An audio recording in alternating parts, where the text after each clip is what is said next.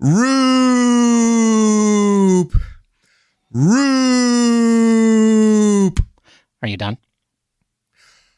Roop. Come on, man. I can do more. I got 4 more. No. What? No, he only pitched 4 innings. What are you talking about? 4 more. He had 8 strikeouts in 4 innings. Roop. Oh, come on. No.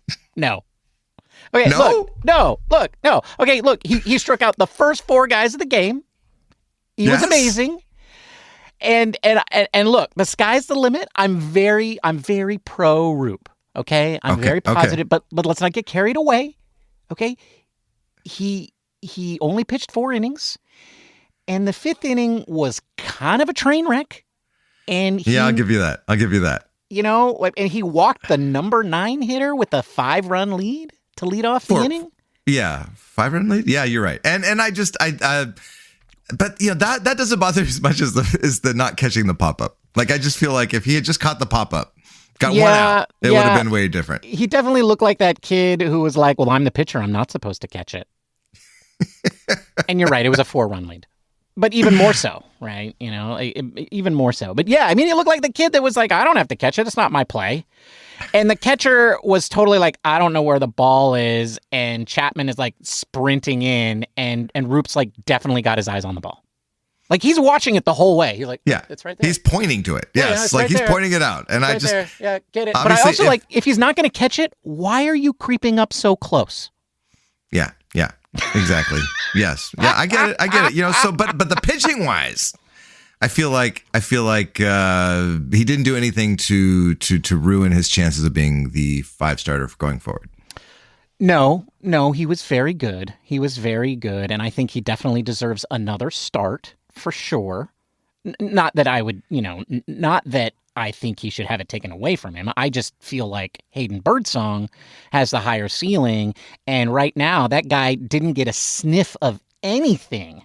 I mean, everybody was like, Jordan Hicks this, Jordan Hicks that. And like,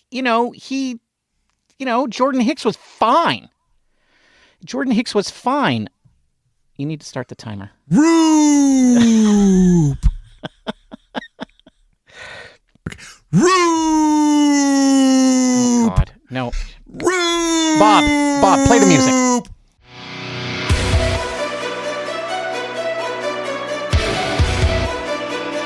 The Giants are rolling. The vibes are flowing. It's time for Giant Cocktails. Here are your hosts, Ben and Matthew Henry.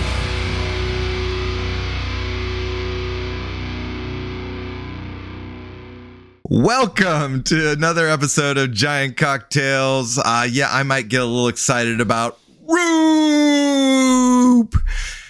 8 strikeout. I think I said it 8 times now. Ben, this is episode 280 of Giant Cocktails. Did you know that Johnny LeMaster had a lifetime on-base percentage of 280 for the Giants in 3,404 plate appearances? No, Matthew, I did not know that. Can you imagine Johnny LeMaster in this day and age having 3,404 plate appearances? No, I couldn't. I mean, honestly, dude, I'm kind of surprised that but that's the 1970s Giants for you. Like that was good. It boggles my mind that was good. I mean, he was like a number 1 draft choice, and I think they wanted him to succeed and all that. But he's the first shortstop of my memory, right? I mean, he was really he was the guy when we were growing up, at least when I was growing up. And you were younger than I, but I remember Johnny LeMaster being our shortstop, and he was awful. He was awful as an offensive player, and I just can't imagine that the Giants or any major league team at this point having somebody just have a 280 on base percentage and being okay with that over 3,404 plate appearances. Yeah, it's pretty crazy. Enough with the banter. Let's talk cocktails.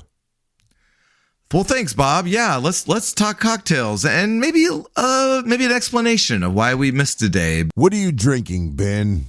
Thank you for asking, Bob. That's very kind of you, Bob.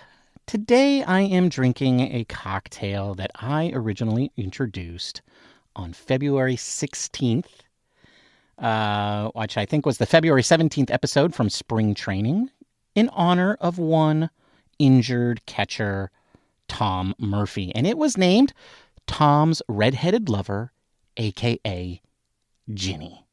And I don't think I explained it at the time, but that cocktail was named after a very good friend of mine, Ginny the cat. One of my only 3 cats, the only of my 3 cats that's not named after a giant, but she was colored orange.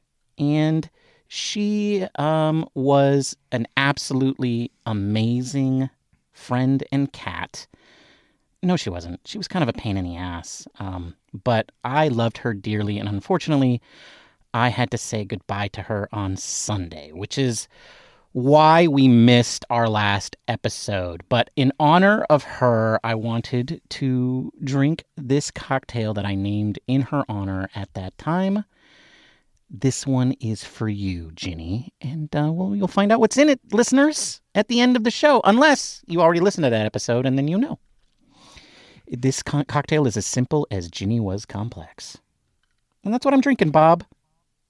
Tom's Redheaded Lover, a.k.a. Ginny. What are you drinking, Matthew? Well, Bob, I'm drinking a cocktail that I'm calling Ginny. And because, Ben, you know, it's never easy when you say goodbye to one of your furry family. And they always leave too soon. And I've been through that myself. And so I decided to create a drink in honor of Ginny. And Ginny was the only cat in Ben's family that would even give me the time of day. And whenever I would come over to his house, she would eventually find her way onto my lap in some way. And so I'm going to miss Ginny. So we're pouring one out for Ginny today. Bob, that's what I'm drinking. And you'll find out what's in both of our cocktails at the end of the episode. So, Ben, I'm sorry that we had to say goodbye to Ginny. It's always hard to say goodbye to our loved ones. And, my thoughts are with you and your family. And I know our Giants listeners are feeling the same way. Yeah, I'm trying to focus on the fact that I got to clean up her vomit for 15 years. And that was enough. Yeah, well, it's funny what we do for our pets, isn't it? No, she was actually one of a kind. I've had 11 pets in my life, 6 of them cats. And, we all like to say that we love them all the same, but just like our children, that's a lie. And what I didn't realize until after Ginny was gone is that I might have loved her the most. And, but you know what? You don't listen to this show, folks, to hear 2 old men talk about their dead pets. No. So let's move on. Today, Ben, is Wednesday, April 2nd, as we record this podcast. Amazingly, the Giants are 5-1. We haven't had an episode since the season started. And the Giants are 5-1. They went 2-1 against the Reds, and then unbelievably swept the Astros. That ended yesterday. So that's pretty impressive. I'm feeling really good about the Giants. I don't know how you're feeling, but I'm ready to book tickets for the World Series. I mean, I saw some crazy stat get put up on the post-game show after the game today, where it was like the last time they won this many games in 6 games of the start the season, they went to the World Series 3 times and they went to the playoffs the 4th time. So, it's not a bad thing. It's not a bad thing. It's not a bad thing. Winning's not bad, right? That's what we said about spring training. It doesn't mean they're going to be good. And this is kind of the same thing, but these games count. And so, you know what? 5-1 is 5-1, baby. That means they could go 2-4 in another week somewhere along the line, and then you combine those 2 weeks together, and they're still above 500 for that 2-week period. That's what 5-1 gets you. Unfortunately, it also gets you 1.5 games out of first place. Well, we're not going to talk about that. And third in the division, even though you would be leading every other division. Yeah, we're not going to talk about that. It's a long season to go. But the Giants have already won 6.4% of all the games they won last year. Whoa. So that's that. And they've only played 3.7% of all the games they played last year. So I think things are trending in the right direction. That's right, Matthew. They're doing it for Ginny. They're doing it for Ginny. Yes, orange and black. Here we go. The orange will come through. That's right. But, we're not going to talk about Ginny all day today. What are we going to talk about? Well, Ben and I are going to talk about our first impressions. We've had 6 games, 2 series. So I think we've all formed some impressions on how the season has played out and what we think about the current Giants team. So we're going to share those. And then we're going to really dig deep into how we feel about the team after 6 games. Is this a playoff team? Is it not? Are there concerns? We'll talk all about that. But first, Ben, I wanted to talk to you about a couple things. All right. One is Wilmer Flores. Now, it is well documented on this podcast of course. Yeah. how I feel about Wilmer Flores. It is well documented. I won't sing the Friends theme song today, but I have been known to hum it a time or two when Wilmer has been doing well. And did you see Wilmer Flores hitting 4 home runs in the first 6 games of the season? I did, Matthew. No, sir, you did not. Oh, I didn't? You did. Okay, tell me how you did. Oh. Do you mean did I foresee him hitting 4 home runs? Yeah. Because I definitely saw him do it. I saw them. You were watching the games. Yes, I was watching the games. I was watching the games. Did you be like, oh wow, Wilmer Flores is going to hit 4 home runs in the first 6 games? No, Matthew, I did not have that on my bingo card. No, I did not have Wilmer having 4 home runs. And what is he? He's tied with 20 other guys for second. And no, I didn't have that on my bingo card. I'm not going to lie. I thought there's a good chance he could have a bounce back year. He's Wilmer. He was our best hitter 2 years ago. Yeah. And that might be a little bit of a statement about the quality of the roster, but it's also a statement to his ability. And last year was a bad year for him. He got hurt. And, I think the problem with a guy at his age, you're kind of worried that, okay, maybe that injury-laden year is just, that's it. That's the end. They never come back from that. But I knew there was a chance that they wouldn't. And so I'm not surprised. I'm not surprised. I'm just pleased. Pleased. Okay. Well, and that's a reasonable response. He did hit 23 home runs 2 years ago, which was a career high. And he was injured last year. And so I think we kind of think that once you hit a certain age, you're just going to drop off a cliff precipitously. And that's not always the case.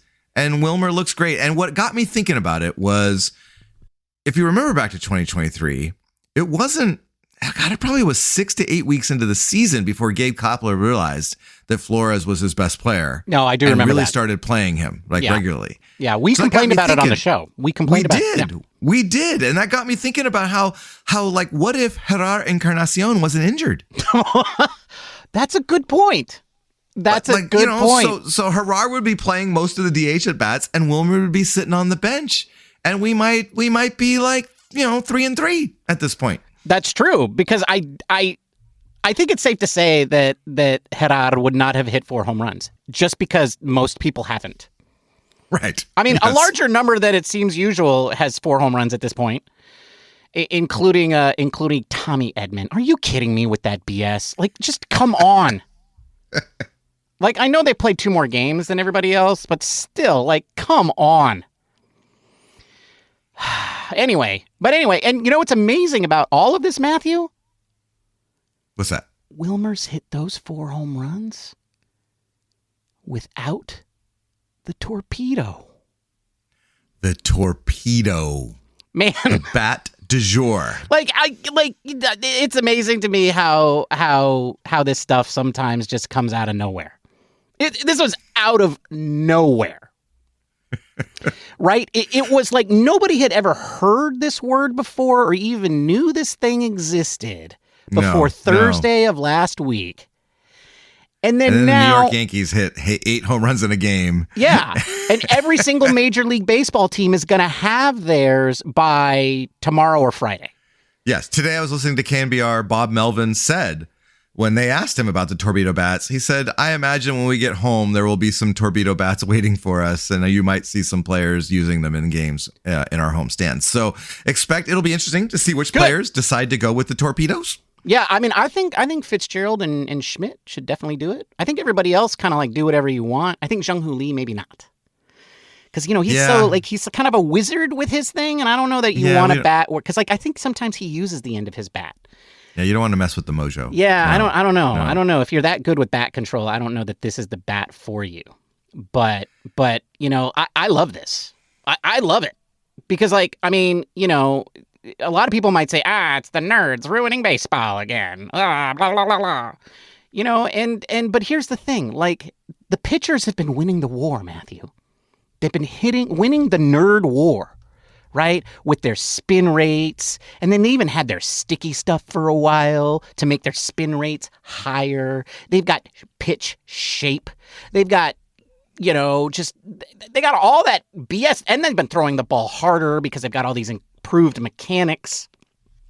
And life has just been getting harder and harder for the hitter. And finally, something has turned the tide.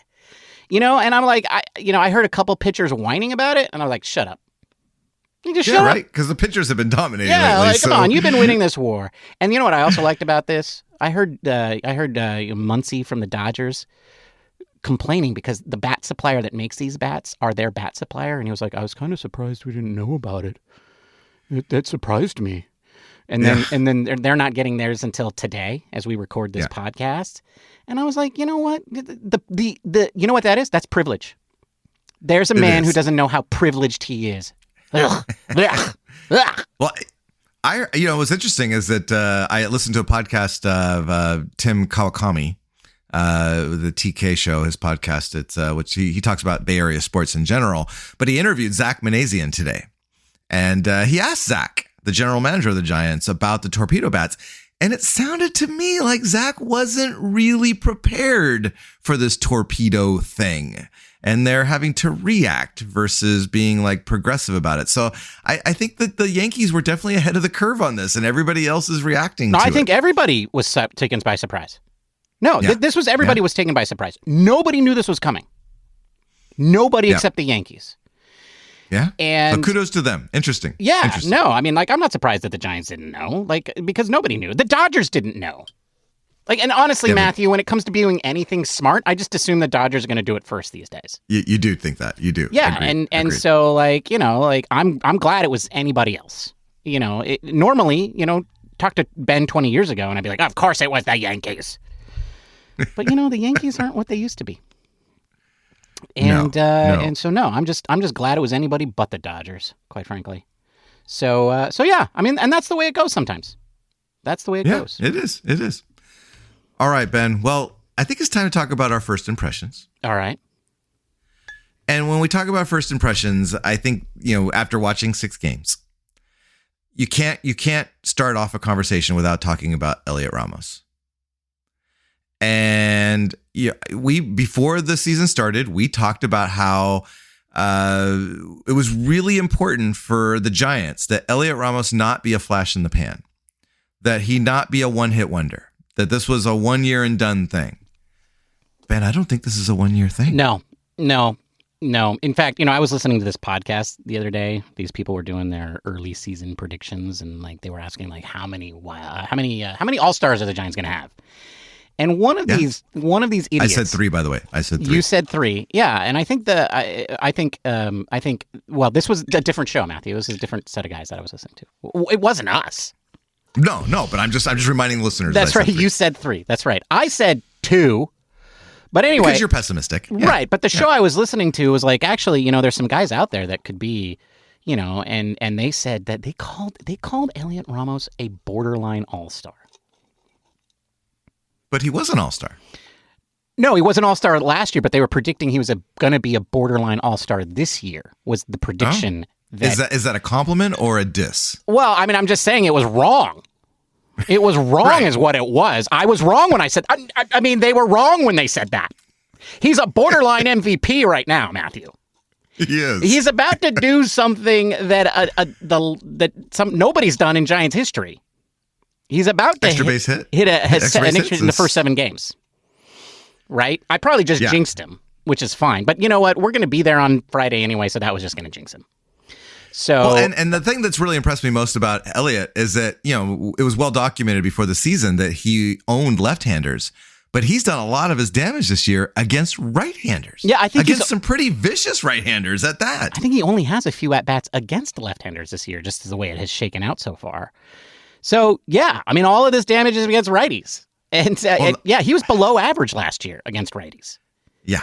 And the part that really impresses me is that, and especially because I've made a real effort to watch all the games. I've watched every single game this year, and the home runs that he's hitting, those pitches they're like low and outside. They're like on the outside part of the plate. He's going with pitches to hit them to the opposite field. He seems to be way more confident in his approach against right-handers this year, and it is really showing. And I think the only thing that I might be a little bit concerned about is he has no walks yet. Yeah, he's going up there hacking, but he also has home runs and RBIs and got 286 batting average. So I'm not going to complain too much. No, I mean he's feeling it. He's feeling it. When the magic has you, you just let the magic work, right? Well, and then his defense in left field also. He's had some couple of really good diving plays. Yeah. And, no, his defense has been very impressive. So yeah. And then I think and then his base running even, just an all around really good player. And I think you could feel the confidence. Yeah. Kind of exuding from him right now. He's playing with swagger, with mojo. He's he's playing like a man with confidence. I can't wait to hear all of the national media calling him Helliot. I cannot wait till I hear all the Helliots out there when they start talking to him about him on the regular. Well, the other impression that I had was, we really haven't. I mean, Willie Adames hasn't been really the offensive player that we thought that we're waiting for, that he will be. But when we did mention Wilmer, but what's interesting about Wilmer is that his hits have been timely. They haven't necessarily. I mean, he's only got a 222 batting average. I mean, it's not like he's like lighting it up, but he's got a 722 slugging, and so he's got some really timely hits. And I really love Wilmer, man. I love him. Man, why did you write Wilmer's name down on this list twice, dude? Because I wanted to talk about him twice. Just kind of we covered him in the tidbit section, and now you put him down here in the first impression section? Like, come on, dude. I'll be there for you. Move on. Let's talk about, come on. Let's talk about how my boy Hayden Birdsong is getting jobbed by old men. Okay, let's talk about that. All right, so starting pitching. I would argue that our starting pitching has been pretty darn good, Ben. It's been all right. It's been better than all right. And I think that if the first time through the rotation, that we've seen, if we get this through the rest of the season, the Giants are going to be all right. I mean, it looks pretty good. I'm not gonna lie, it looks pretty good. I feel like Verlander might actually get 6 wins this year. And because I think I remember you saying, God, that sounds high. That does sound high. Dude, it sounded high to me, man. It sounded high. Yeah, but he's still delivering it in the high 90s. His fastball, I think all of his pitches were faster. I think they were talking to him after his start on Saturday. And somebody told him how fast I think his slider was, and he was like taken aback. He was surprised about that, and he was like, "Oh, well, I guess that makes sense because like my fastball's faster, so why wouldn't everything be faster?" But yeah, no. I mean, we got a very good Verlander, we got an okay Logan Webb, and then we got vintage Logan Webb, and then we had Jordan Hicks. The guy that everybody wanted to tear down. The guy that everybody thought for sure, Hayden Birdsong should have his job. And then he goes into Houston and he just was just incredibly efficient with his pitches. I mean, was as good as we have seen him in Houston. And then, and you cap in Robbie Ray, who also had a similarly, an outing not too dissimilar from Landon Roops, although he was even more dominant, perfect through 5. And then a clock violation got him, and then he just imploded. Yeah. But in the same way that Landon Roop imploded after he let that pop-up fall. But nonetheless, I mean, I think, a lot of people are tagging Robbie Ray as a dark horse for the Cy Young Award, but you said it first. And so I commend you for that. No, the starting rotation is looking really good. And I am starting to wonder how much of an opportunity Hayden Birdsong is going to get. I mean, we know the injuries will come, and so it's going to happen. But man, it took a long time for Hayden to get his opportunity. I'm glad it happened today, Wednesday, as we record this podcast. But, Matthew, starting pitching is only one part of the equation. And there's a part of this team that I think most of the world doesn't even think about, that it might be the best part of the whole team. And I agree. That's the squad led by my boy, Camilo Doval. The bullpen. Well, and thank goodness we have Camilo Doval, because Ryan Walker's back seems to be like yours and mine right now. Not worse. Yeah, my back's actually feeling pretty good. Yeah, well, it had me wondering, so right now, Matthew, we're 6 games into the season. The Giants are 5-1. Right now, Fangraphs have had to say that the Giants are going to win 84 games. They just had them at 82 games, 81 games 6 days ago. Yeah. Their computers are starting to turn a little bit. Right. So, and I figure every game is going to be close. The Giants are going to have 2 40 save guys, dude. You heard it here first. 2 40 save guys. Ryan Walker and Camilo Doval, 40 saves each. If they're going to win 80 games, that's how they're going to have to do it. No, I mean, the bullpen has been outstanding with almost every part of it. And yeah, I mean, Spencer Bivens being the only one that's kind of maybe struggled. I think Lou Trevino had a little help from the wind in Cincinnati, which was there was a great video of him walking off the mound after that fly ball to right that got knocked down in the wind, and he was his face was how everybody was thinking, whew, yeah, thank God. No, I mean, we were all thinking that. I think everybody thought that ball was out, except who caught that in right field? Was that Matos or was it Yaz? I don't remember who was in right field, but that was the only player on the field who thought that wasn't out. I think my only concern is because I mean, obviously we've seen when you've got Tyler Rogers, Camilo Doval, and Ryan Walker to go, you're 7, 8, 9. You're doing pretty good. I think my only concern is today, when Eric Miller wasn't available and we had bases loaded with Yordan Alvarez, the left-hander, coming up, we had to bring in Randy Rodriguez to face him, and he gave up a hit and then closed down. Did an excellent job closing out the inning, but we don't have that second left-hander that you can bring in to face a tough lefty, and so I worry about that being an issue because it did show its head today. But overall, the bullpen has done great. Yeah, but let's face it. They shouldn't have been in that position anyway. That was all Landon Roop's fault.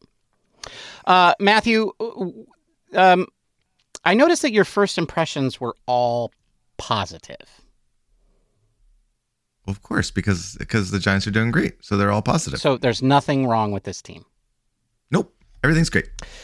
No, Matthew, I think now it's time to move on to what I believe you have written here in the show notes as Ben's crap. Well, I knew you'd have some shit to say, and it would just be like, well, look, all right, Matthew, what do you got to say? What do you got to say about our 5-1 start, Ben? Has anyone seen Lamont Wade Jr. or Willie Adames? Because they have not shown up for the start of any game. Or any Lamont Wade Jr. hit a home run. Lamont hit a home run today. I know he did. And he had been hitting the ball hard. But you know how many times the man has walked, right? Remember, the whole reason that he's the leadoff guy is because he walks? Do you know how many times he's walked, yes. Matthew? Zero times. Zero times. Yes. Which is unusual. I agree. That's concerning for sure. Yeah, if they're going to throw you strikes, you got to hit them, dude. and they're clearly throwing you strikes. But no, I mean it's a small sample size, but what we're seeing right now at the top of the lineup is not quite how we drew things up. I did run the analysis. The Giants' leadoff hitters for the season are last in the majors, in all statistical categories. I think the only time that the top two guys in the lineup are good is when Elliot Ramos is hitting in the second spot or leading off. Yeah. When it's Wade and Adames, it has not been good. So that needs to turn around, and it needs to turn around in a hurry because we're really counting on those guys to be good.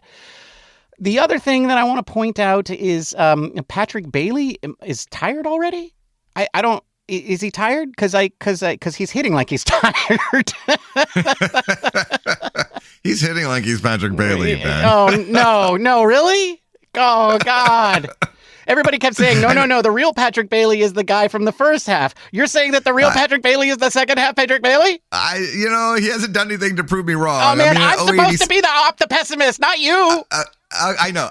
No, I will say an 086 batting average is unsustainable. He will get better.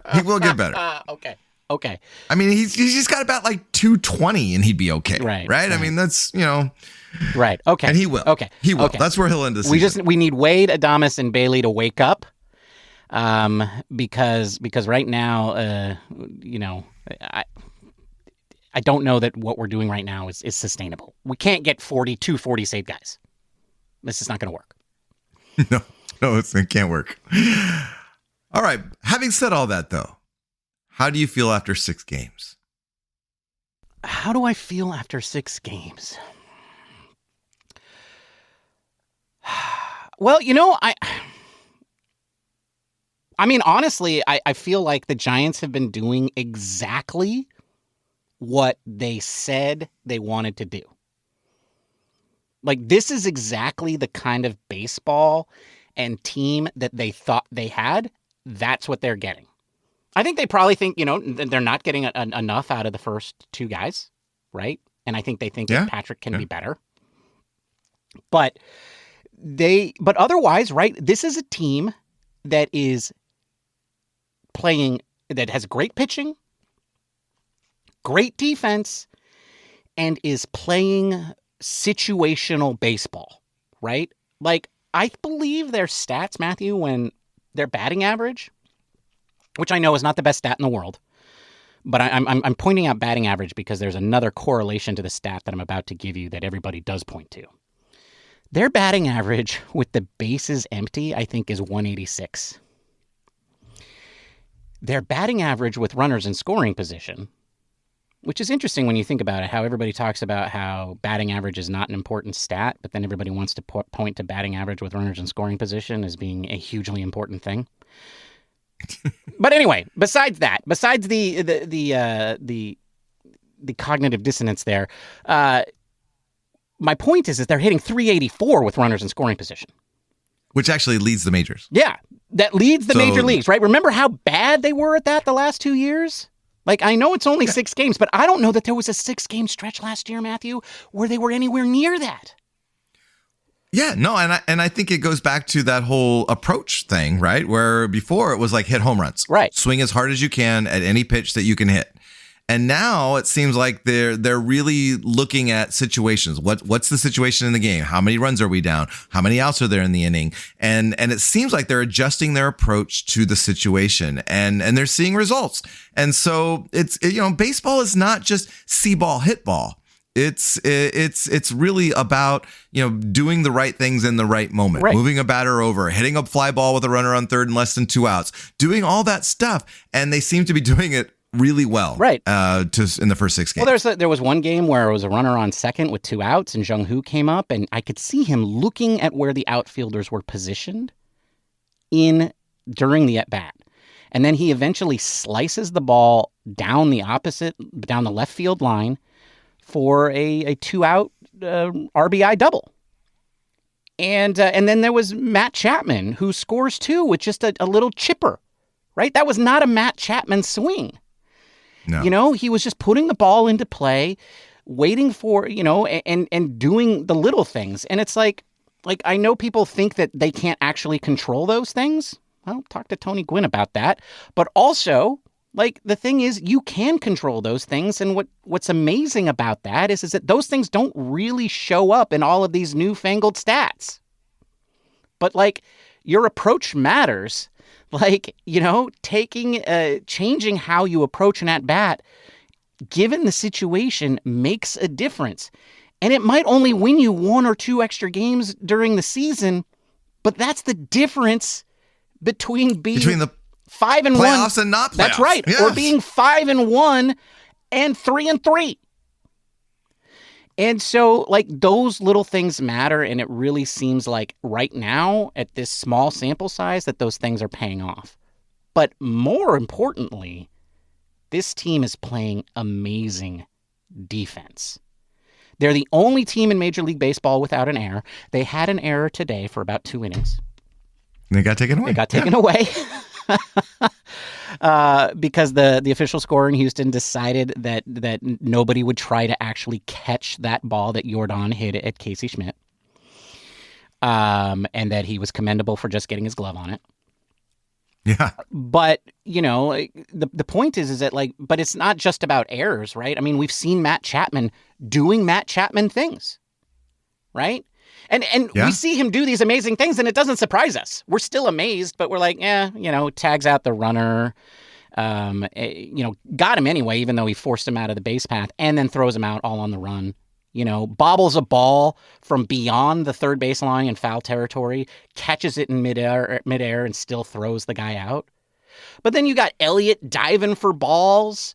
You've got just a really solid defense and guys who have great range and skill with the glove, all doing great things and being consistently good.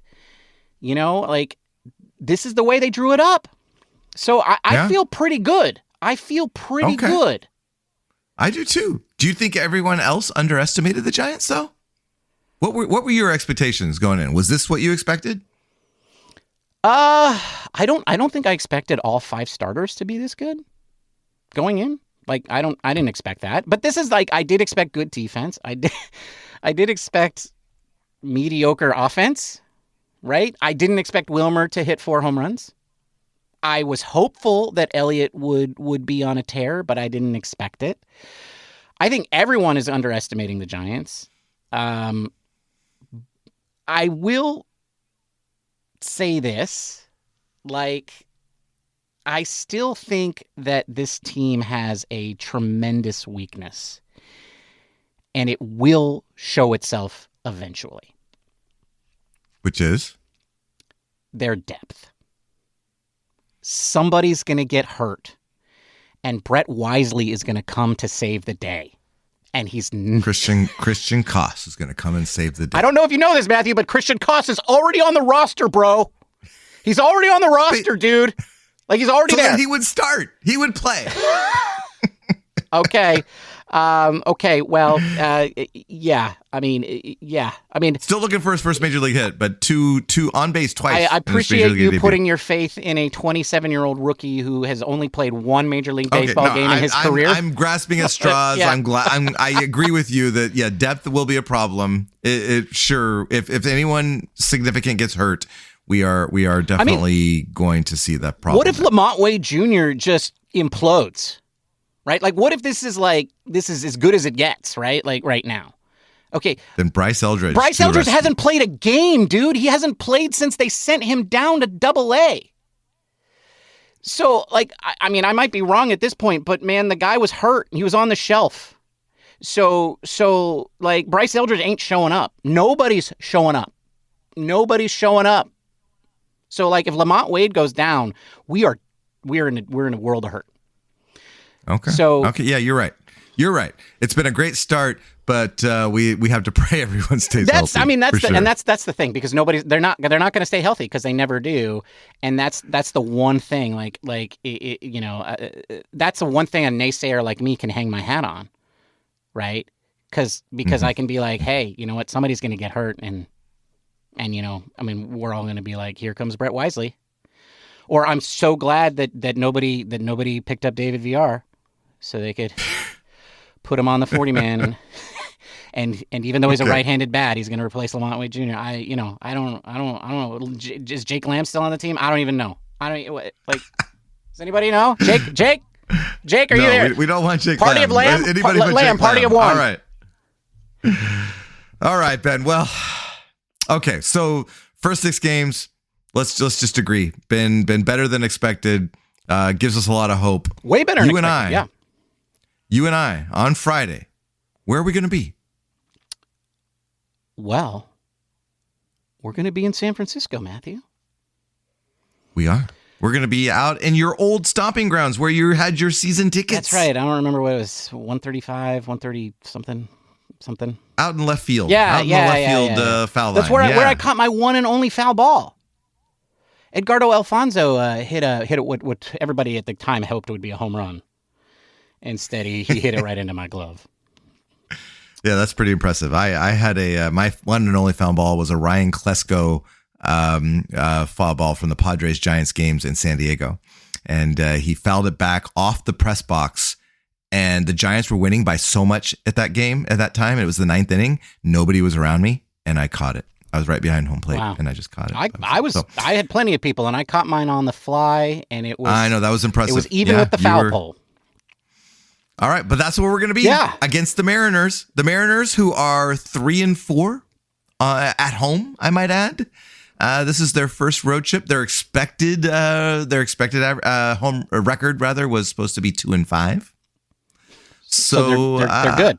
They're playing well. They have the Giants right where they want. Okay, good. All right, sweet. But yeah, we are going to be at opening day, and I'm really excited. We haven't been at opening day in a very long time. No, we haven't. I don't think I went during the Farhan era. We did not. Yeah. No, we were boycotting the Farhan era. Yeah. Sorry, Farhan. All right. Well, but so the Mariners, a former trade partner. Yeah.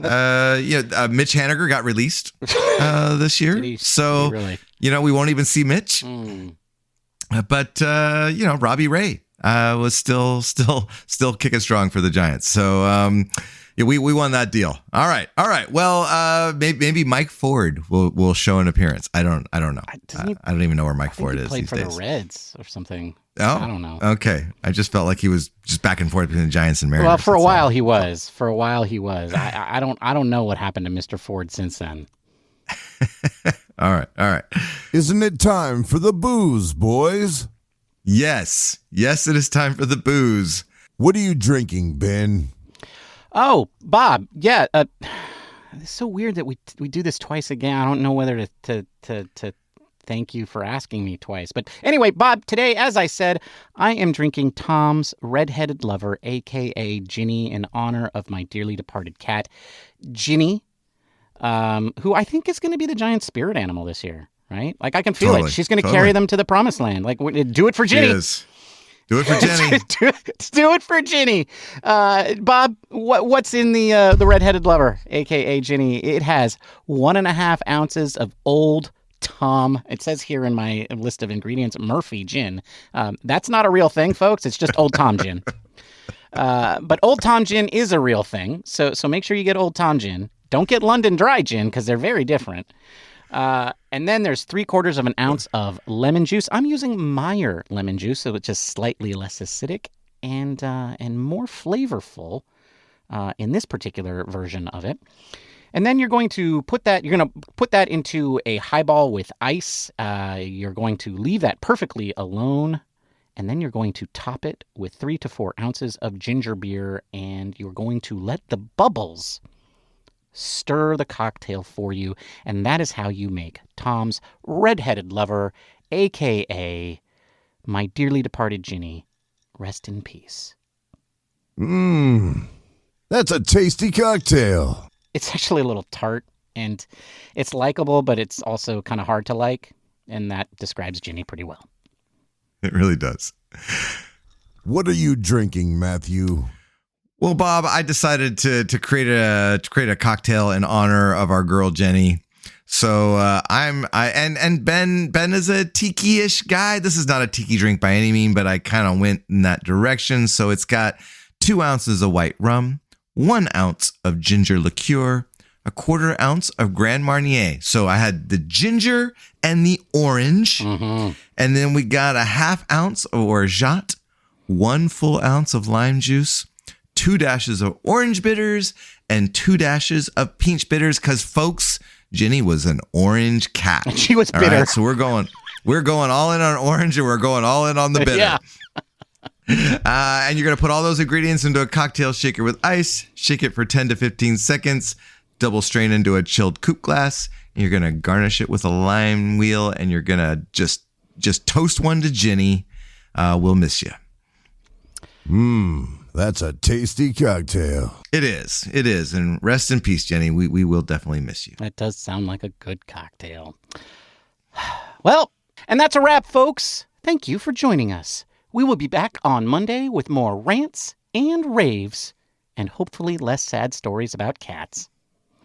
If you can't wait that long to get your fix, feel free to reach out to us on the social medias. You can find us in Zuckland, a.k.a. Instagram and Threads, where we go by the username Giant Cocktails. You can also find us on the social media platform owned by the oligarch and Blue Sky at the same username. Don't forget, you can also listen to us on YouTube, so run over there to like, subscribe, and comment. But most importantly, be sure to leave us a positive review. And it's not positive if it's not 5 stars, folks. I'm sorry. At your podcasting platform of choice, a.k.a. Apple Podcasts or Illuminify. Matthew, it was great talking about the 5-1 San Francisco Giants with you. Until next time, cheers, my friend. Cheers, Ben. Bye, everybody. You're not going to let me do it. You're going to edit it out. Because I just edited it out. I just, like I did last time. You said goodbye and I just put it right in there. Such bullshit. This is bullshit. This is bullshit. Ginny is ashamed of you. God. Hit me where it hurts. Hit me where it hurts. Just say goodbye, Ben. Goodbye. Thank you for listening to the Giant Cocktails Podcast. Until next time, bottoms up.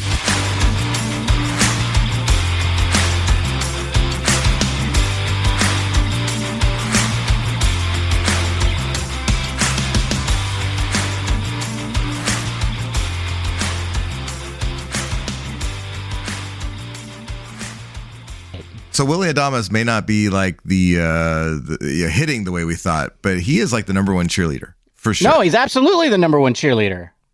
It's funny when I see him, like anytime somebody hits a home run, he's the first one to greet them as they go in the dugout, and he takes their helmet off their hat. Yep. Off their head, rather. And I just that intrigues me. Like why are they like? Why does he just take their helmet off their head? Like what's that about? Well, he's serving them. Okay, so he takes their helmet off their head, and do you think he puts it back into the? Oh yeah, no, like, he slot? shines it up. He puts it away for them. He gets it all ready. He properly positions it. It's like welcome home, sir. Good job, sir. Let me take your stuff, sir. And then he takes he takes excellent care of it. And then he puts it away. And so that the other guy can go down and get all his high fives. I like it. I like it. I like Willie. Yeah, Good old Willie. I like it too because he's showing a lot of spirit and he's not really hitting the ball very well in the debut with his brand new team. So but he's still excited. I mean, he is. Man, he is super psyched whenever Wilmer hits a home run. Yes, or Elliot for that matter. Yes. But you know what? I think that's the vibes Buster's going for because today after Randy Rodriguez got out of Landon Roop's mess, Verlander was there hyping up this guy. Can you imagine being like this young kid coming off the mound after a really tough inning, and then Justin Verlander being the first one to greet you as you come in? I'd be like, yeah, that would be pretty good. That'd be pretty good. But what I would do is I'd accidentally like, thanks, pops. Oh no. I mean, Grandpa.